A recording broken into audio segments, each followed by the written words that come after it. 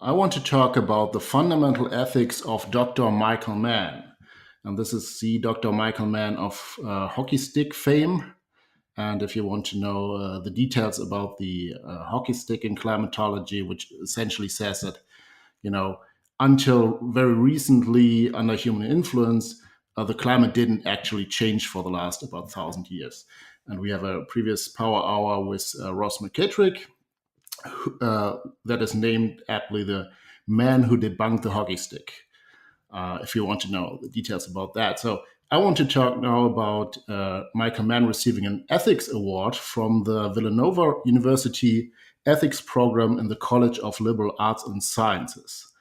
And I will introduce that with a quote from the director of the ethics program. And he says, "The ethics program of the College of Liberal Arts and Sciences recognizes Dr. Mann for his professional courage, his scientific work, his commitment to defend science against those who seek to politicize the findings of science, and his recognition that scientists do their work in the context of a global and independent reality." And this is, to people who are familiar with the work of Michael Mann, probably a really bad joke, at least in my opinion. So one of the things that Dr. Mann is involved in, for example, is an 8-year defamation lawsuit against author and commentator Mark Stein, who criticized Mann for his role in creating the hockey stick, or manufacturing the hockey stick, based on paleoclimatological data that is subpar in quality. And but putting that aside, so much of the the behavior of Michael Mann, if you know this, he comes online in the media and declares something speculative as scientific fact, and gives this opinion article in a newspaper about like how this hurricane or this flood is actually completely man-made, and how climate change is becoming this absolute catastrophe. And he is absolutely not open and honest, in my view, about the actual scientific certainty of claims like that. So I don't think that's the conduct of a real ethical scientist. But what caught my eyes earlier this year in this context is a tweet by Dr. Mann, and I think it reveals something about his actual underlying ethics. And I'll just read the tweet here. "Climate change is simply one axis in a multidimensional problem that is environmental sustainability. They all stem from the same problem: too many people using too many natural resources. We probably already exceed the planet's carrying capacity by a factor of 8.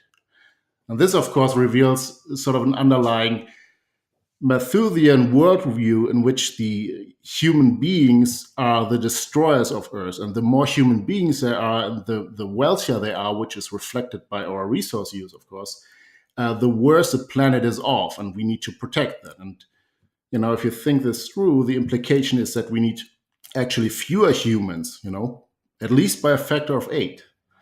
We need to sort of cull the herd. We need to get rid of humans, and this is. If you look at the history, you mentioned earlier, Alex, the actual hockey sticks of human progress. The more human beings on the planet, the better we were off historically, right? So there's a discrepancy between empirical reality and what this ethical view of Dr. Mann is implicating. Yeah, that I'm actually surprised that he said that on Twitter, because one thing about Michael Mann is he is very calculated, usually. So reading his books, he has a very specific way that he wants to come across, and he engineers every little thing to come across that way, at least when he is totally in control of himself. And I just see that in his books and in his other statements. He'll describe himself as a pointy-headed scientist. So the idea is just, yeah, I was just this scientist and I was just looking at data and I discovered this thing and I had no political ambitions and I had no specific philosophical views. And then, oh, by the way, there are 8 times too many people on the planet. And the planet is this like finite, spaceship type thing that has a certain amount of resources. You just see, oh, wow, there you go. There's the perfect planet premise right there. And oh, maybe that informs all of his predictions, and then also his whole methodology that I've mentioned on a previous episode of ignoring how, as I'm talking about today, fossil fuels are an existential resource in all the areas that he's claiming climate will make worse. So climate will make water worse, it'll make food worse. But I completely forget that fossil fuels are the reason why these things are as good as we know them to be in the first place.